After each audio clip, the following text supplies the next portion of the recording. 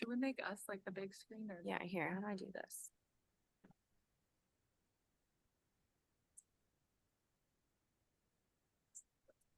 It is possible. Show thumbnail video. Show Sorry, good video. guys. Yeah. Oh, we'll just do this. Sorry, I'm learning how to use a new computer. There we go, kind of. Okay. Can't make it any bigger. Oh, Can we make that work for now? That's Okay. totally fine. All right. All right. Hello, everyone. If at any point you guys can't hear us or there's any issues with sound, just let us know. We're trying to work through this, but we'll be good. So like she said, I am Dr. Taylor Swint. I'm a physical therapist and I work at Form and Function Movement Lab here in Cincinnati. I started off as a sports and ortho specialist and then eventually transitioned off into pelvic health as I started realizing that female athletes were just not getting addressed with this stuff. And so, yeah, I still work with males and females and see all types of injuries, but just have this special interest working with female athletes. I started off as a runner and then transitioned a little bit more into powerlifting, heavier strength training, and now I'm doing a little bit more CrossFit. So have dabbled a little bit with everything and love to apply all of this stuff. So I think this should be helpful. Hopefully we can address how you guys can apply it. And if there's any questions at the end, then feel free to reach out. But at the beginning, I'll go over some informational stuff. So kind of like the background on why we're even talking about this. And then we'll go into more movement stuff. So I'll start just kind of chatting. If you want to refer to your worksheet that I made for you, that could be helpful, at least for the pictures. And then we'll go into movement stuff. So one of the major influences in my treatment style is DNS, which is dynamic neuromuscular stabilization. And the basis for that is basically that we look at how babies develop and they form their movement patterns from the core out, and they basically build their body strength that way. So there's certain positions that they go into that stimulate the central nervous system, which is your brain, spinal cord, all of that.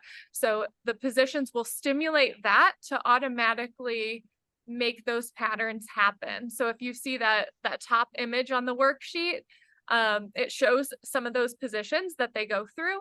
And some of those might actually look familiar to how you move as an adult too. So the squatting, lunging, all that kind of stuff, and then different core exercises that we might go through. And I'll talk you through a few of those positions today. But one of the big pieces of DNS is joint centration, which is a lot of what I'll be going over today with how the core works. So joint centration is essentially stacking your joints in hopefully the most perfect position we can put them in so that the muscles work most efficiently around that. So with our core specifically, we want to stack our spine, rib cage, and pelvis to make all those muscles around there work their most efficient way they can. We need them, especially with a heavy squat, deadlift, bench press, anything like that. We need a good stacked position there so that there's an equal pull coming from all directions. What happens is as we age or as we end up more sedentary just from sitting in classrooms and at our job, at a desk, whatever, we end up developing a more poor posture where we might round too much in our upper back or have that extra curve in our lumbar spine, our low back, and maybe some core weakness, lower abdominal weakness, stuff like that, that pulls us out of that stacked position. And then nothing kind of works the way it theoretically should. So these DNS positions help kind of realign everything in your body and put it in a more stacked position so we can get back into it and move most efficiently. So if we go through some of the just musculature anatomy of the core. You think of the core, a lot of people just think of their core muscles, like the abdominal muscles, your rectus abdominis, those six-pack abs. Those are just one tiny piece of your core. So really your core is made up of the rib cage and pelvis. And then on the bottom of the rib cage, there's the diaphragm, which sort of sits like an upside down bowl. And then on the very bottom is the pelvic floor, which sits like a right side up bowl. So you can see here the pelvis, pelvic floor. I'll go a little bit more into that in a second, but that's the bottom part, the floor of the core, I'll say. And then your abdominals wrap all the way around. And then you've got your spine and some deep spine muscles, low back muscles, everything around there. So as we create intra-abdominal pressure, we basically expand into all of those muscle groups. And we need to do that to create stability of our spine and create stability between the rib cage and pelvis so that everything is basically stiff as we move or as we lift something heavy. We want to have that spinal stiffness during these heavy power lifts. I'm just going to say something quickly. So definitely if you're someone who works with me, we also spend a lot of time on kind of like the other side of the coin. We're talking a lot about stabilization today because we're specifically talking about moving heavy loads, but we want to be able to kind of opt into that stabilization and choose that stabilization versus always being in an upregulated stiff state. So moving the spine is important as well. But today, because we're talking about stabilization, we are talking about that stacked position to move heavy loads optimally. And again, that's just one side of the training stimulus. The other side of the training stimulus is that we want to be able, to move and segment the joints, move the hips, and be able to be strong and resilient in positions that are not so optimal. But because this is kind of a conversation about performance, the stack and kind of, being in a position that's going to elicit, be able to, the position is important because the stimulus that we are either inputting and then the forces that you're driving out should be the best position for your body in order to move weight, move the most weight, move the fastest weight, whatever you're trying to achieve there from a performance standpoint. So that's kind of just the other side of this conversation. Yes, exactly. I love that. I'm glad you said that. I think a lot of people get really confused when I talk about this stiffness and they're like, okay, so every time I move, I just keep everything straight. Yeah. So we really only want to have to brace to the stimulus that's on us or for whatever is required for that specific movement. So today, honestly, you're not going to do your max brace because you're probably not going to have a load next to you, or you're not warmed up enough to put a load on you that would be your max amount. So just keep that in mind that we're learning a strategy, and in order to apply this, it'll definitely feel different when you're under a bar, you're in a hinged position, getting ready to pull a heavy deadlift, that kind of stuff. So that'll be something to kind of work through, and we'll try to reproduce it as much as we can. But yeah, it'll definitely feel different. So along those lines, with our muscles and joints and everything in that core, we need good mobility of all of those muscles and joints. So especially with the pelvic floor, I think that's a big one with any heavy lifters. You're usually in that upregulated state. And so the pelvic floor doesn't seem to move a ton. And we need it to almost act as a trampoline in our body. So if you take a look at the pelvic floor, one of the main, a couple of the main jobs of the pelvic floor is to absorb force and to be able to support things that sit above it, and basically support the increase in intra-abdominal pressure that happens above it. So if you look at the way it's function or the way it's positioned in your body, and you think about it being like in a contracted state or it being too tight, not mobile, it will be almost lifted up in the pelvis. And we want to make sure we can expand it downward in order to have proper function of that muscle. And it's essentially going to be doing an eccentric contraction when it's under a heavy load. So we'll kind of keep talking about that, but I think imagining it like a trampoline is a good visual where it should move up and down with different stimuluses that are applied to it. If the stimulus is coming from the ground up or from the increase in intra-abdominal pressure, a load on top of it. So yes, we want good mobility there. And then the cool thing about all of this is, how do we get good mobility in that muscle? We have to have it stacked. So we have to have the rib cage and the diaphragm right over top of it so that that increase in pressure can push down on it. If we're in like the open scissors position or just in basically a not great position, that flared rib cage sort of thing, or anterior pelvic tilt, the pelvic floor isn't pushing down through the whole thing. Usually the pressure is either always going forward or it could be going too far backwards. If it's going too much pressure forward, then that's when people tend to have bladder issues, bladder leakage, that kind of stuff. And then if it's going too far backwards, sometimes you might experience back pain or any issues maybe with like constipation, things like that. Farting when you lift, that we don't want that to happen. That's not a normal thing. So yeah, so that's kind of the basis of what we're going to talk about with all of this.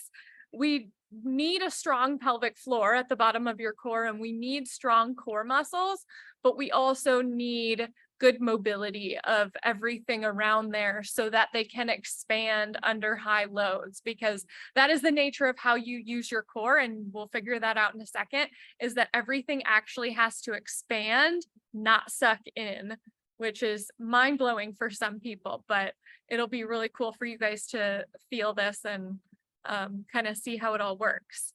So yeah, do you have anything to add? Yeah, the only thing, so that we're, Taylor's been talking about like the stack position, just so we're going to go on the floor and we're going to do some visuals so that you guys can see. But when we're talking about, so those things that she mentioned, maybe peeing when you're lifting, farting when you're lifting, those types of things. So, obviously it's not optimal because you're kind of like, there's an energy leak. So we are able to identify that there's a dysfunction there, but also when we're having the conversation about performance, we don't want energy leaks. We want everything to be we want all of our forces to be driven into very specific areas so that we can output forces in very specific ways. So when we're talking about that stack, just looking from like a profile view, we want to have like a canister that everything is kind of sealed. So what she's saying is if the ribs are flared and we're kind of here, this is sort of like a pink in the straw. So this is not effective because, even if you don't have any of those outward signs that you have pelvic floor dysfunction, this is not a good way to lift heavy load because you have, your forces are like, you're trying to rest everything here, on your pelvic floor, but it's way out here in front. Okay. So if you're thinking about even where the bar is on your body, like you are compromising this position, or your, kind of that load is, it's like over your head, over your feet, but you have this strange kind of back arch situation going on here. And this is something for my multiply people we're going to talk about later.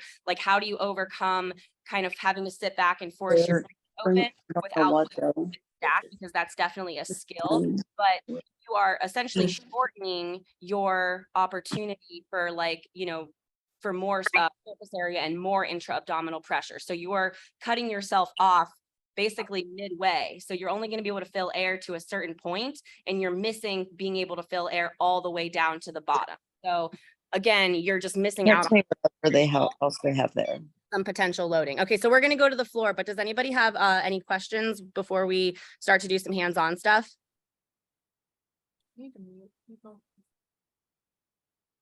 I will, let me. Okay. Yeah. Okay, anybody? We're gonna move on. Yell it out now.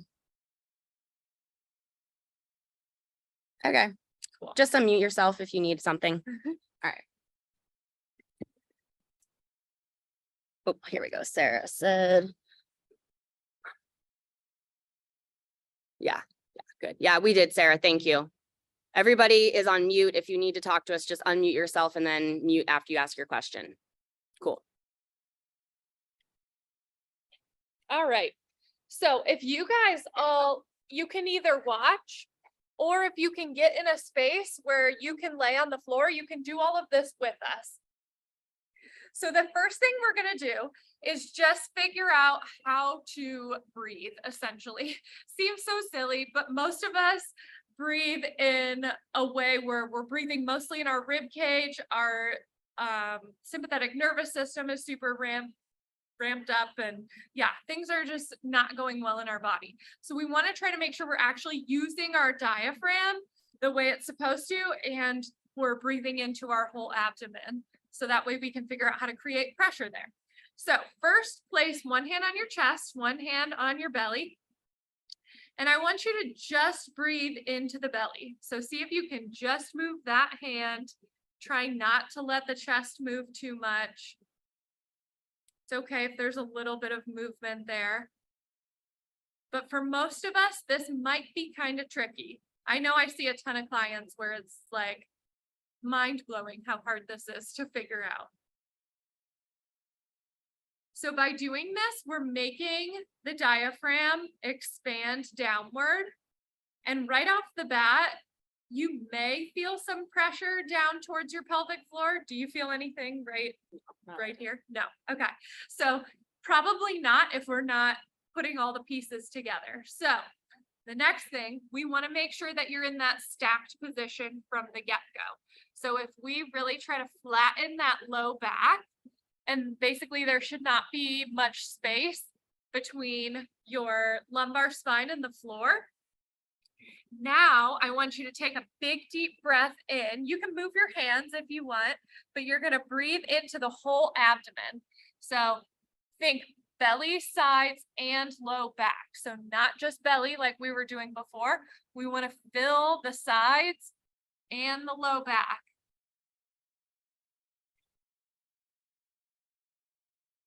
Good.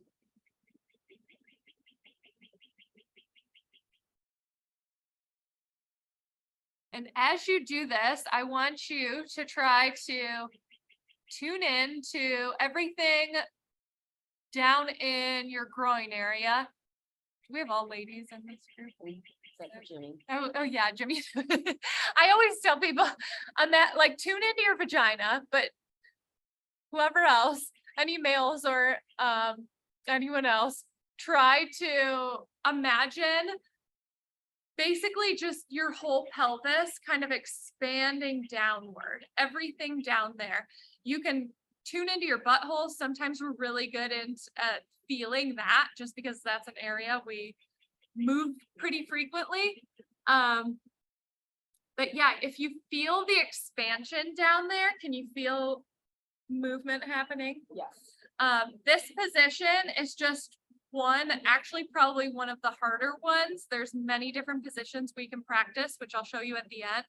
But this is just one where we're getting our breath down low enough that you're feeling that pelvic floor expand and open up. So as you do this, we're creating movement in the pelvic floor. On your inhale, everything lowers and opens and almost stretches out a little bit. On the exhale, it returns to neutral. You could try to squeeze it or do a Kegel there, but we don't really need to for the purposes of this. So just feel it almost return to neutral. Inhale, lower. Exhale, return to neutral.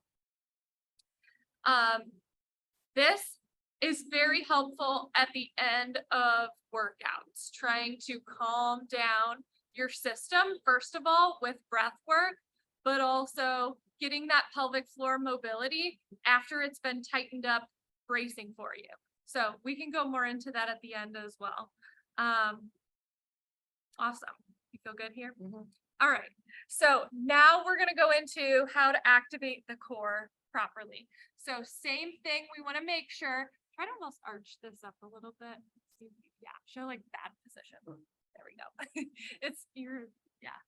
All black is hard to tell in there, but that's okay. So the ribs are flared up. We want to make sure those are pulled down. And yeah, that pelvis is kind of tipped backwards a little bit. So as we do that, you'll feel those core muscles kick in a little bit. Now I want you to find your hip bones that are in the front and then go just above and just to the inside of those. So I'll have you put your hands there and then cough for me. Try coughing a couple times. Do you feel those muscles kind of expand out into your fingers? So those are what we're trying to do without coughing, basically. So we're trying to activate those muscles on their own. So you want them on, but then we also need to be able to breathe while they're on. So that's the key with all of this. So as you're poking into them, you should feel them expanding into your fingers. Then you take a big inhale and they expand a little bit more. And then the exhale, you don't want to lose that pressure. So that's where a lot of the problem is. On the exhale, it just kind of disappears for everyone. So we want to keep that pressure there, even on the exhale.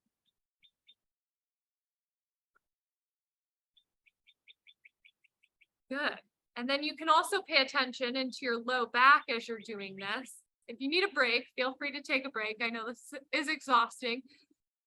I want to feel your low back expanding into the ground. So if you go off to the sides of your spine, you should be able to feel that expansion happening through the entire abdomen.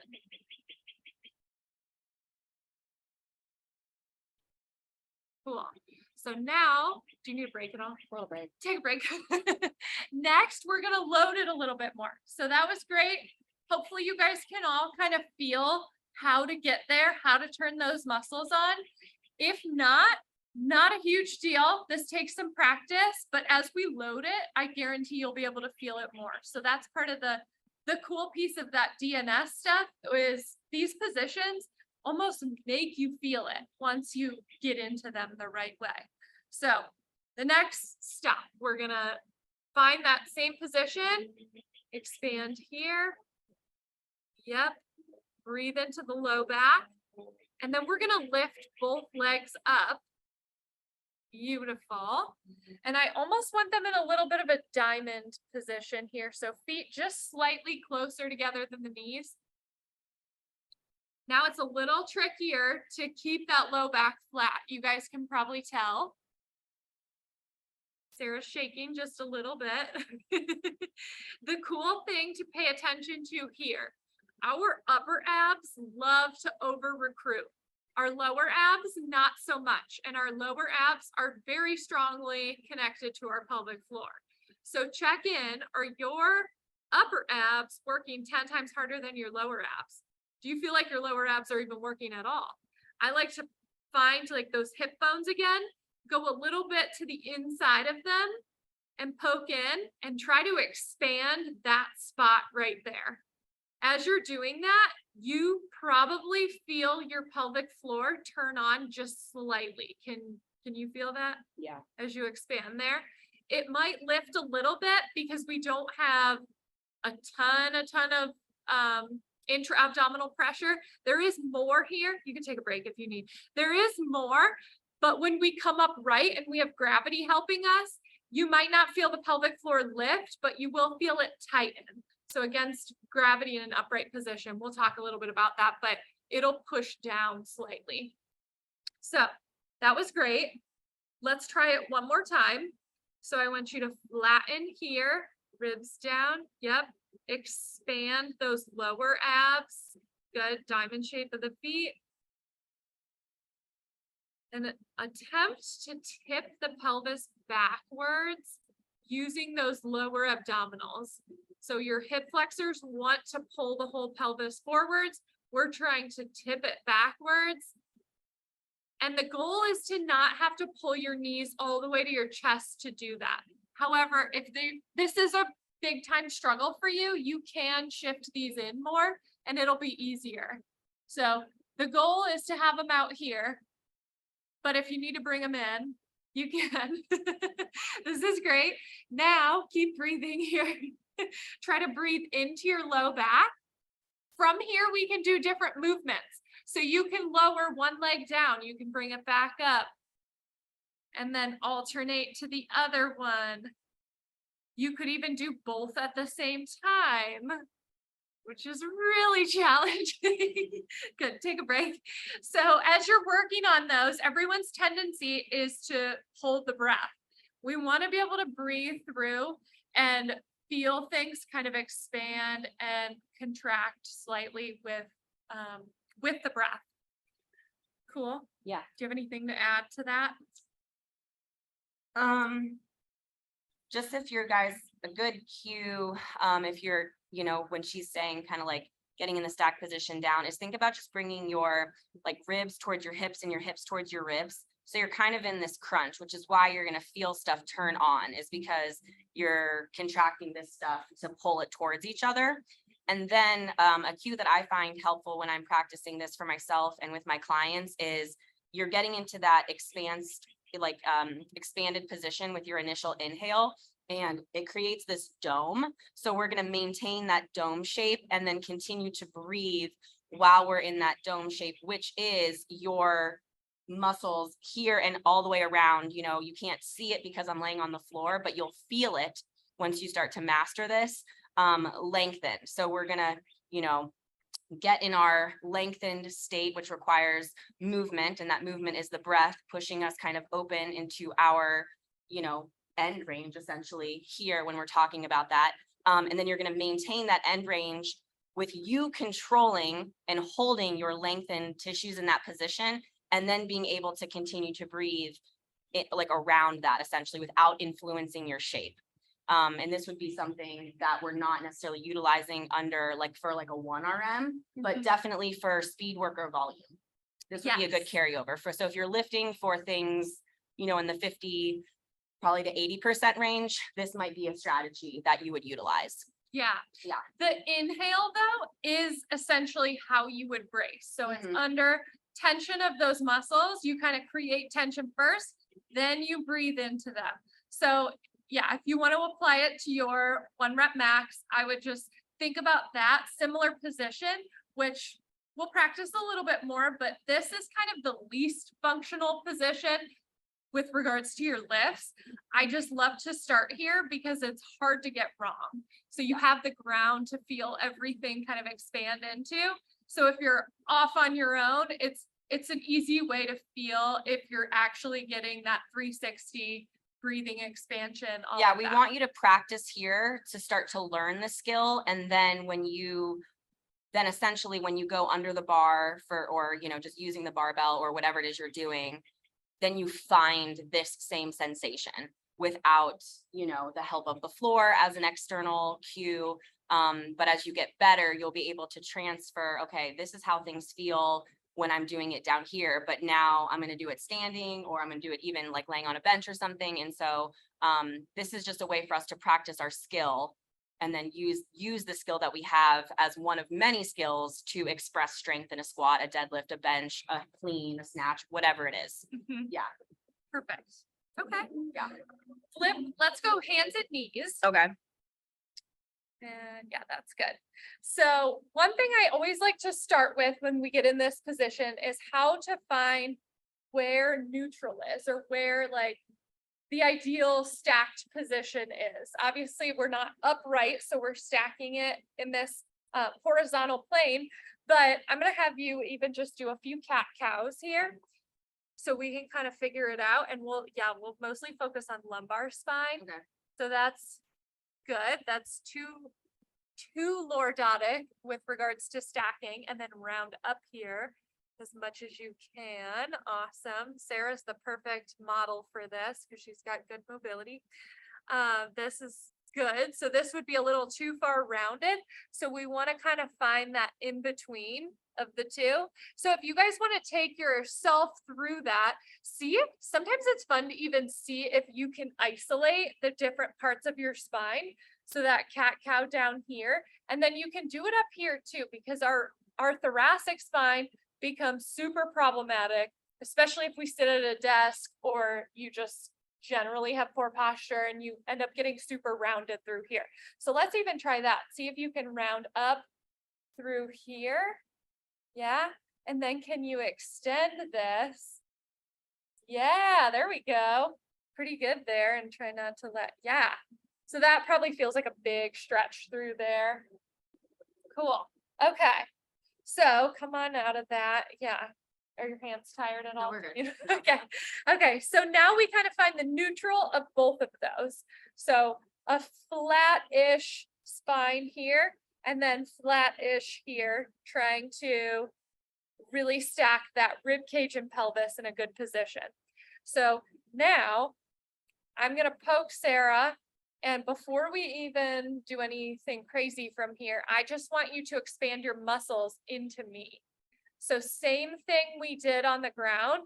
I'm poking her in her, just above her hip bones and then into her low back this time. And she's expanding outward, finding that core pressure. Cool. Feel that? All right, take a break. Now, we're going to go ahead and lift the knees so that our body almost does that without us having to think about it. So if you tuck your toes under, you're going to feel the balls of your feet connect to the ground. So if you need to lift up higher because you don't have great toe mobility, that's fine. So we're going to lift up, come up even a little higher than that. Yeah, there we go. This is great. She maintained this perfect spine. And now these muscles are on, and I'm asking her to breathe into my fingers. So I should feel her low back expanding with each inhale. And she's doing a really good job with this. One other area I'd like to cue people is the bottom back of the rib cage. If you think about breathing into that area and trying to expand those ribs, it usually provides pretty good cueing for expansion through the whole abdomen. One more good breath for me. Awesome. Go ahead and take a break. All right. So there, again, the pelvic floor is a little bit active if things are braced in that position. So this is just another one very similar to the one on your back. We're literally just flipping it over. This is a little bit more functional with regards to our squat, our deadlift, anything where you're upright in the world and you have to figure out how to organize your spine, because that is when things get tricky. So we're having to stack the rib cage and the pelvis and then put the spine in a good neutral position. Then everything else just works well around it. Your feet do matter here. So we want to have good mobility so that you can get the balls of your feet on the ground, because that will allow that lower abdomen to work a little bit better. With regards to the upper body, we do want good hand contact with the ground. So you want to make sure your hands are open and wide. Otherwise, you end up pulling your shoulders up to your ears and just weird things start happening there, and it gets way harder to put yourself in the position. So if you really spread those fingers out, press through the whole hand, you should be able to feel how everything connects. One of my favorite parts, if you want to come up, you're welcome to. Give your wrist a break. One of my favorite things that the bear helps you feel is your lat activation, which is actually a huge piece of all of your lifts, and how your core functions as a unit. So when you're in the bear pose and you feel your hands on the ground, you're pressing up, you're kind of also pulling your shoulders down away from your ears, and you should feel that tension there. Your lats should turn on. You should almost feel them spread out a little bit. The lats come down and attach into the same big thoracolumbar fascia, which is just a big, thick tissue in your low back. That's the same tissue that your glutes attach into and your abdominal muscles wrap around and attach into. So it is super important for us to have an equal pull of all of those muscles. So if our lats aren't involved, then we have a really hard time finding our glutes as strong as they could be. Or same thing, if the core isn't pulling with an equal pressure, the abdominal muscles aren't pulling well, then the lats and the glutes are just kind of pulling inefficiently. So we need all three of those muscle groups working together. And that's honestly for every single lift, which I think a lot of people forget about. That's like one of the missing links for your movements is the lat activation. Yeah, so if you are a power lifter, you definitely know about this. If you have barbell experience, this is a good thing for you to think about. So kind of what Taylor's talking about is, even though we're here in this position and our hands are locked into place, you can practice getting into your lats and kind of closing your armpits, which is a cue that I use a lot when thinking about setting up and taking the slack out of the bar for the deadlift, is that you want to pull these guys back. You know, hard to see, it's a very minute movement, but what she's saying is like these lats will turn on and then it gives you better access to things further down the chain. So even if you're just able, like this, you know, regardless of the bracing and everything else we're talking about, these positions can help you better self-organize under heavy load. So this is a good position to practice skills and then carry over. So even if it is, you know, just organizing how your upper back is going to respond to your lower body, you know, when you're setting up for your deadlift or something, you know, it doesn't have to be standing in front of the bar to do it. You can practice this stuff here. And that works really well because you don't have, you can't really overthink anything about the lifting. You're just focusing on what the body needs to do, not about what the bar needs to do. Exactly. So I personally do both of these movements before my workouts. So that way I'm warming up my muscles to brace and I'm feeling how to organize my body. I almost feel like I'm warming up my brain first, kind of feeling how to breathe and get things to expand and kind of feel it all. So let's pop up one more time. Yeah, you're good. So one more time, go into the bear. I want you to feel good expansion all the way around. And then again, let's tune into that pelvic floor. I want you to feel on your inhale how that actually expands downward. It's still engaged. There's almost no way to be in this position and it not be turned on. So I could even take my hand down. I'm feeling like right inside of Sarah's like sit bone, sort of. You just pop to the inside and then take a big deep breath for me.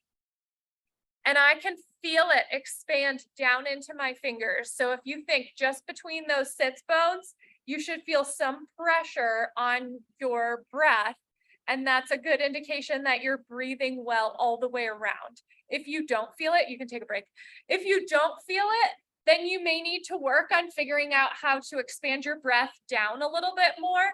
It might be too far up into your chest. So that's where you can always take this back a notch, go back onto your back, practice there again, and then hop back into it and see if you can find that abdominal breath that's pushing the pelvic floor down. Yeah, so what Taylor's talking about is you should feel some kind of sensation between your legs, and something that is helpful is if you need additional, like if you feel like, okay, I really mastered the 360, which you might kind of already, because if you're used to wearing a belt, you could already be doing the 360 breathing, but you might not be able to be breathing down to the bottom, which is what she's talking about. So I don't know, like I like to sit so that you get the feedback from the chair so that you can actually feel like this whole part of your body, your sit bones, and even in the front, like drop gently with low pressure, like in basically expanding into the seat that I'm sitting on. And so that is an indication to me that I'm actually lengthening that tissue that's right on, you know, the bench or the box that I'm using. Yeah. And if you are in briefs, you should be able to feel that lengthening tissue between your legs, between your butt, kind of in this general area, like where your hamstring attaches to your glute. When you're doing this breathing correctly, you should be able to feel the briefs loading in that place as well. So every single part of the brief in the suit that's touching you, including between your legs, should be able to lengthen, because and which is how we load our gear. If this doesn't make any sense to you, that's okay. There's some women who are on this that do geared powerlifting. That's who I'm talking to. We want to be able to feel, and it's not pressure. It's not like you're not pushing down, you're not bearing down. Your tissues behind the briefs are actually lengthening and loading appropriately. Yeah. Yeah, I think that's a good point to make too with all of this, is that I feel like a lot of people try to create the pressure, but they're just forcing pressure down. So if you literally just like hold your breath and like push down like you're trying to poop, that's not the same as this active expansion. So we don't just want to force pressure down. And I think that's actually one of the big reasons why a lot of women lift or pee with deadlifts, or possibly at the bottom of the squat. And then guys, or really anyone, I think, tend to pass gas there too, or things like that, where it's just like, you're just forcing pressure down and you're pushing out. I've noticed with a lot of my clients that it starts off great, and then all of a sudden at the bottom, their muscles start to fatigue, and their strategy to get back up is to just like force pressure wherever they can get it. And it ends up being down, and that's where the problems happen. So if we continue to have the muscles engaged, specifically those lower abdominals and the pelvic floor, it should be enough to support you through that expansion. And that's where having good mobility and having good strength come into play with those. So yeah, so if you're people who are doing box squats, this is a good place to practice that. Make sure that your box is at an appropriate depth. If you're competing, you need to have it, below parallel or right at parallel. If you're not, you just need to have it, at 90 so that you can live your life. But practice staying tight on the box. Because like what Taylor's saying is people get to a certain point and they've sort of they're going into a range of motion that they don't necessarily, they can get there, they can get further down, but they don't have all of the control that they need in order to kind of get back out again. So this can be, when we're talking about transferring skills, doing this on a box squat is basically a prerequisite to correctly doing the box squat. You cannot correctly do a box squat without having, at least got into this stuff a little bit. Maybe you're doing it, but you don't really understand that it's happening. But now you'll have a better understanding. yeah. Okay. Should we squat? Yes. Let's stand up. Let's see if we have questions first. We're going to do some standing. Anybody have anything before we do some squatting? Yell it out or write it down. All right. Cool. Yeah. All right. So should we move it back up to see what that looks like?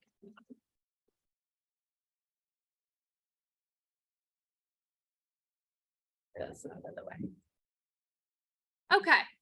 So upright now. Hopefully you guys all have some sort of weight with you. If not, maybe go find one real quick, or you'll be okay without it. You can even just use like a water bottle or something. Just hold it in front of you. And I want you to try to stack your body in the way that we talked about. So yeah, perfect. Flip sideways. So we want good spine position. So thoracic extension through there. Lumbar spine's in a pretty good position here. And then again, we want to make sure ribs are kind of pulling towards those hip bones so that the rib cage and the pelvis are stacked over top of each other well. So once you get there, I want you to try to expand outward, feeling your abdominal muscles contract, but they're still expanding outward. Then you can hold this and just breathe. And I want you guys to hold your weight in front of you, just like Sarah is. You may even want to play with taking it out a little bit farther. You'll feel how the muscles have to contract a little bit more there. And then the farther in you bring it, the easier it is. Can you feel that? Mm-hmm. Cool. So this is great. We want to keep the lower abdominals engaged. So this is kind of the struggle point here. Yes. Expand here. Now we're gonna go down into a squat from this position. So you kind of find it. We're gonna slowly, let's do a tempo squat. So let's say maybe go 5 seconds on the way down. Then I want you to pause for 3. Good. And then come back up and keep those muscles on the whole time. So specifically the lower abdominals, those want to disappear. Yeah. So we're not even thinking about breath right now. We're just finding the muscles. Do what you want to with your breath.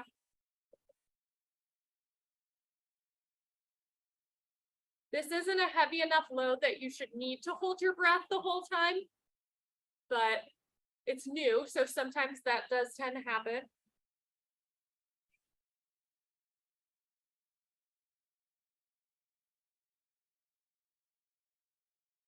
Good. How'd that feel? Okay. Cool. Okay. Yeah. Do you have anything to add with like cues for that? I'm trying to think. Position wise, I know it can feel a little bit different, but Yeah, so like this example that we're doing, you guys can see my stance. This is going to be a more narrow stance than we would do for our geared lifters, for your box squat, for your free squat. It's going to remain the same when you're wider out here. We have the bar on our back. This wide position is not as optimal when you have the weight out in front. Like it is when we have the bar on the back, but all the rules kind of still apply. Like you want to keep this down, the front down. You know, you're going to still kind of descend. yeah, with the sumo squat like that or any wider stance, you naturally want to have that lumbar curve, and we want to try to avoid that as much as possible. So that honestly, I think a lot comes from the lower abdominals trying to fight it. But yeah. Yeah, so what we're used to with having the briefs on, and if we're doing a wide stance box squat, we're hearing a cue to kind of reach back. And so we're kind of flaring here to reach back and sit down. But that, as you can see, is compromising the stack. So we want to be able to keep the stack and still, It's hard. yeah, it's hard with no weight and it's hard with no box. So, you know, and reaching back while maintaining this stack. And if you guys can envision like a bar on my back, it's going to be somewhere like over my midfoot, until, you know, I keep reaching until I'm at my box or until I'm at depth.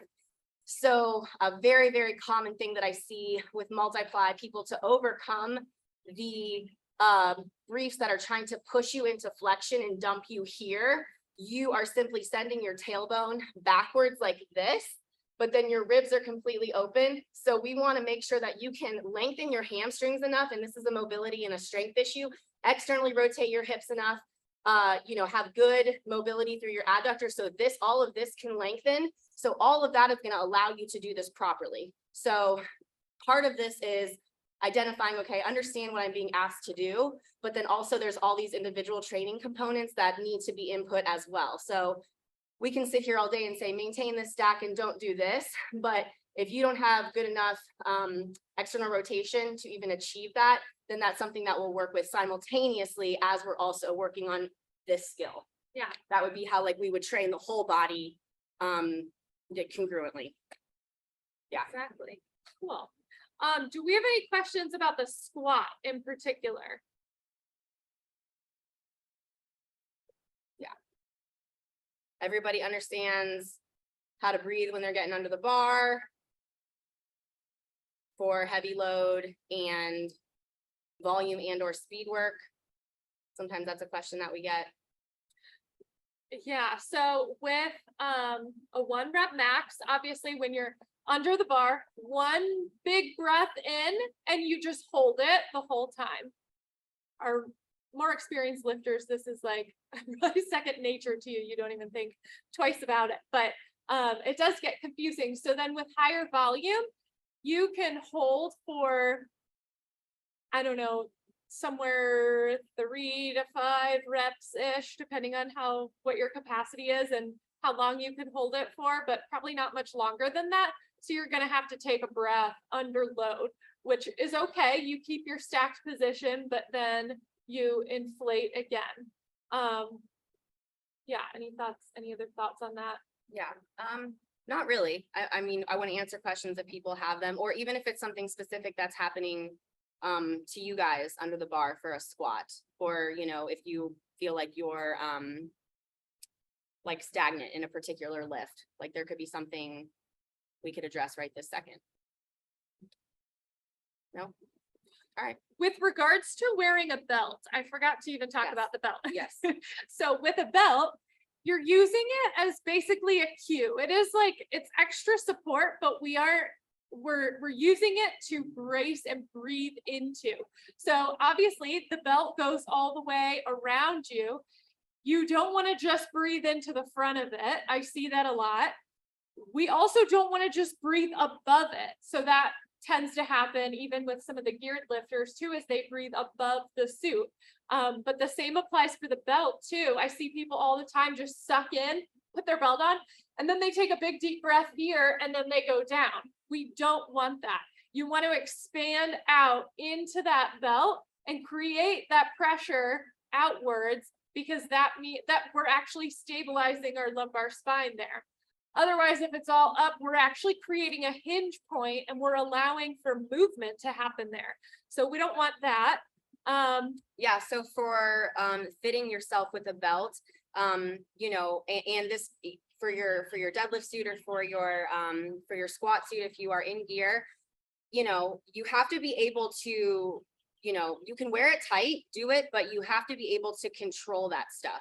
So if you have your gear super cinched tight, or you have your, you know, your belt on really tight, fine, but you have to be strong enough to expand into that. It just can't be you, here's the belt and here's the gear, and then you're just basically like breathing into it and matching it. No, you actually have to be strong enough to push it out and load into it. So you might want to dial back on how tight your belt is, so that when you're expanding, you actually have somewhere for that air to go, and you are actually opening and lengthening those tissues, not just pushing your abdominal wall into a brick, essentially. So using the gear, like that's what we're talking about here, is being effective in lengthening all of this stuff, so you can actually load the gear properly. Because otherwise you just have this like really tight outfit on, and maybe it's working, but it's probably not working to the potential. So there's some technical things involved here when you're kind of making choices for yourself about how things are fitting on your body. And Taylor's right, you know, if you have something super tight, but you don't have the strength or the coordination or the mobility to kind of control, it's just going to put you in this position, which we've already discussed is not optimal for moving a heavy load, whether it's for performance or for just daily living. You know, if you're my client and you're not a power lifter, but you're doing lifts, I don't care if it's with a barbell or a kettlebell or a dumbbell, you know, we want to kind of work on, when we're doing those type of traditional strength movements, utilizing this initial position, because that's the best way forward. You know, then we have other ways that we train to integrate movement and segmentation and rotation, but this is not the way that I train those things. Yeah. Cool. Questions on anything else here? Breathing for lifting. The only other thing I want to add is, if you're doing that quadruped position and obviously your hands are on the floor, that's the crawling position or the tabletop position. You actually, you know, you're not going to be able to find your own breathing pattern. You can film yourself. You'll be able to see very minutely, like the rise and fall, like gravity is helping you from the standpoint of your belly. So you'll see your belly kind of lower towards the floor, but what you're really looking for is to see if you can get that back expansion. So I would just film yourself from a profile to see if you can get a little bit of a raised position in the back. Good. Yeah. Should we talk about hinging? Yeah. Let's Okay. talk about that. Yeah. Okay, so for hinging for a deadlift, That's 5 minutes. I know we're getting close. Yeah. Basically, one discussion we just had was when to breathe for that. So it's a similar bracing strategy. I think it's a little bit more, you're basically starting from the bottom, kind of, so a little bit more possibly hip flexion, or you're dealing with a slightly different position. we'll show you, we'll start with, wider stance, deadlift, more sumo stance. I'll show But, profile and straight on.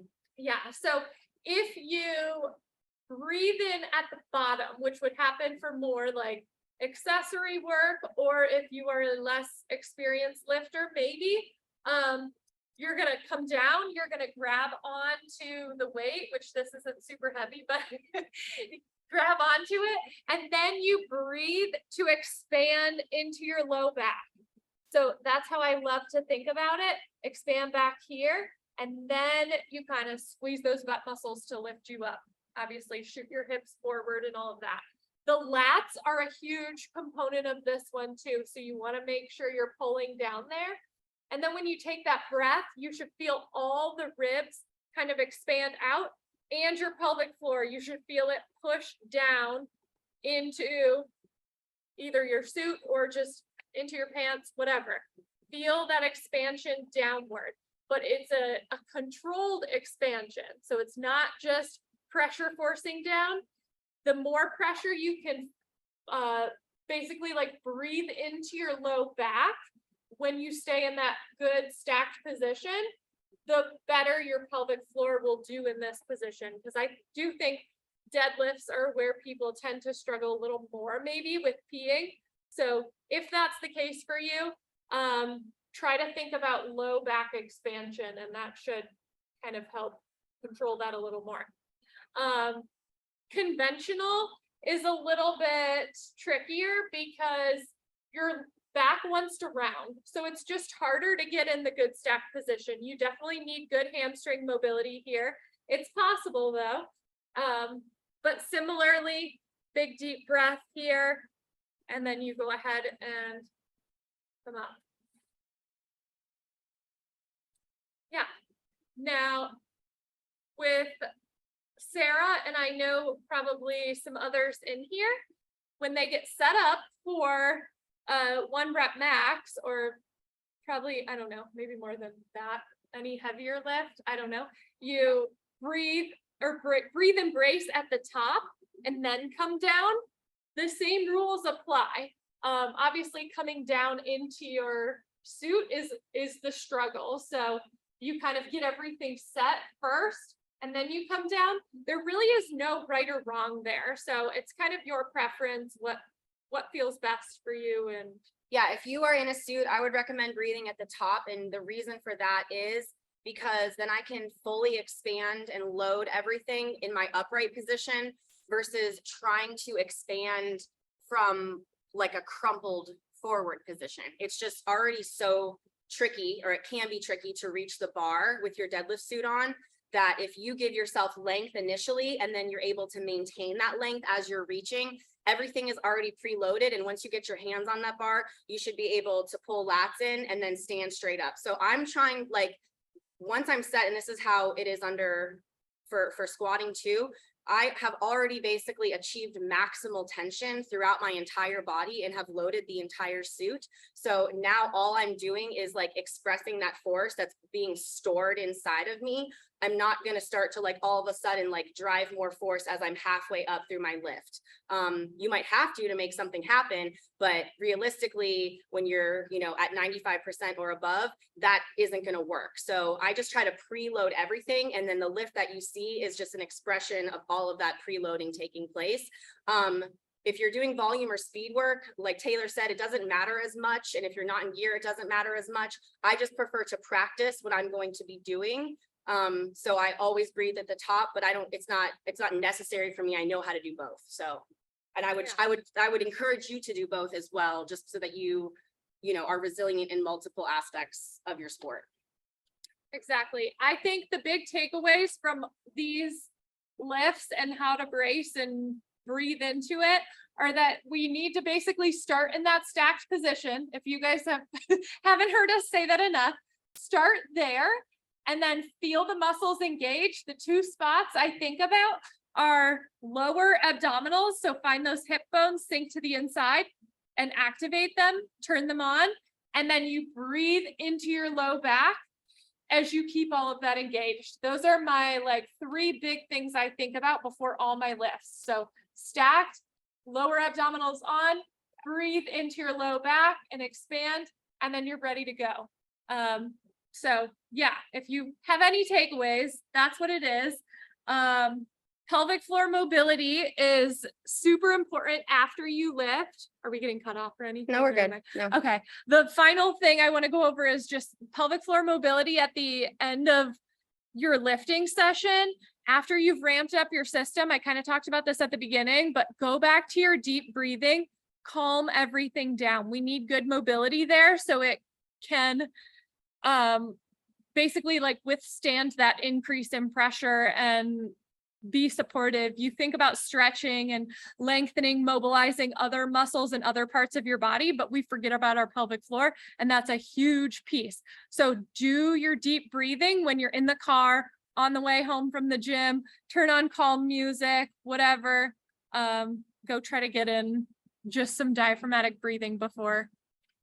Yeah. So Yeah. Aaron, yeah. So good point there. Like this can be used to, change your biology for performance. And then it can be used to help kind of like get you out of that mental state and that physical state that accompanies that like what's happening inside your body. So Aaron asked that once I've expanded breath into pelvic floor, I feel like I switch into bearing down to keep those muscles engaged. Is there a physical sensation I should feel if I'm maintaining muscle length, but not bearing down? So good question. For me, and correct me if I'm wrong here, Taylor, I don't have, so like I'm basically just thinking about, okay, I'm thinking about the muscles like right behind my like vaginal opening and my buttholes, but that stuff, the most superficial stuff on my body stays relaxed, but the stuff right behind it, it's just like something's gently like knocking on the door. It's just like, hi, I'm here. But everything in the front stays chill. Like everything that's like most superficial on my body. I think you have used the cue for me, like this will work for a certain population, but like pushing a tampon out, like very gently. Yeah. So bearing down is going to feel more like clenching sometimes. Is that accurate? It could, or Okay. it could almost feel like bearing down. Like if I bear down right now, I feel like I'm going to pee. That's Okay. when you feel like everything is just going to come out. We don't want that. That's almost too much, and you're not activating anything. So you need some activation there. So that's where I think those lower abdominals come into play. If you have those slightly expanded and then you bear down, or then you expand downward, you should feel like there's some resistance. And if you can't hold against that resistance, then maybe it is a strength issue. Maybe you need to work more on that. I know with a lot of lifters, it tends to be that people have too much tension there, but it can go the opposite. And sometimes it actually goes back to they don't have good enough mobility, that you expand the muscles to a certain point and they're like, whoa, we're just going to let go of everything because we don't know what to do here. We never go to this range. So it's kind of like, again, stretching your pelvic floor. There's like scary ranges of motion for it that it's not used to, and you just have to practice and work into. Yeah. And because this, like Taylor said, there's new ranges of motion, this can take a longish time, perhaps. So part of it is that you just don't have a lot of like afference or like understanding of what is down there and where things are within your own body. And so this is all of these variations we showed you today are perfectly safe. So even if you did kind of like a wacky version of them because you haven't been able to master it yet, you're going to be safe. So we would recommend practicing and trying to, back off of that bearing down sensation, and then maybe even just like checking in with us. But I think I even will do the thing where I'm sitting and I'll put my own fingertips under my sit bones, or I have really long arms, so I can even do it when I'm in like the dead bug. I can just reach around and like grab my own butt cheeks to feel if I'm gently like lengthening that stuff around there. So I would just play around with it. And like when I started to learn this stuff, basically it was kind of like a flickering light. Like I would get 1 out of 20 breaths, I could achieve that pelvic floor sensation. And then, 2 weeks later, I was able to get 3 out of 20 breaths to achieve that sensation. And then everything in between was either like, I can't feel anything, or I'm doing the bearing down thing, or I've lost my stack. And so this just required practice every single day, like very high repetition, very high touch. But I mean, I would take 5 to 10 minutes. So the duration was low, but the touch was high. And I think if you're in the gym at least 2 days a week, incorporate exactly what we just showed into the warm up. If you guys are my clients, you're getting some variation of this positioning already. And then it's also just a good way to like check in on your own body, do some mindfulness with yourself. So it can be an important, aspect of self-care as well. So just, utilize it as a tool for yourself. Like you can learn about yourself and what you need to work on by doing these things. Yeah, you're welcome, Erin. Anybody else have questions? I know we're at a little bit after, but we can take some time if people have additional stuff going on. And if anyone ever feels like they're just really struggling to feel this and you're like on the right track, I'm happy to see you for a session in person or even virtually or whatever. If you're from another state, we can always figure it out. I know you guys have a good base of knowledge, so I think it'll be simple to work through. And yeah, we'll include information about how to get a hold of myself and really Taylor, because if you are experiencing dysfunction of some kind, and so we're not even really talking about a performance consideration, we kind of want to like get you back to a normalized state for just daily living, and then we can start to think about performance. My recommendation would be to either start with Taylor or to start with somebody in your own neck of the woods that has this type of pelvic floor training, as well as an athletic background of treating women in athletics and women with lifting. And because that is certainly not available to, like, that's not like, not every single pelvic floor therapist is going to have the knowledge that Taylor has. So kind of just do your due diligence as a consumer when you're looking into that stuff, because some people are going to maybe say don't lift, which is not what we're here for. yes, Yeah, not at all. Yeah. Okay. So thank you everybody for being here. Awesome. We're happy to see everybody. You'll get a follow-up email with the recording. You'll get information about Taylor and myself. Yeah, definitely reach out. I know this was kind of like a mixed bag, but particularly my multiply people who were in here, thanks for being in here. I think that you are getting some information that not a lot of other people have, and now you have an amazing competitive edge. So go you. Okay, so touch base with us if you need anything, and yeah, we'll keep you abreast of anything else that we have going on. Thank you guys. Yep. Thanks, everybody.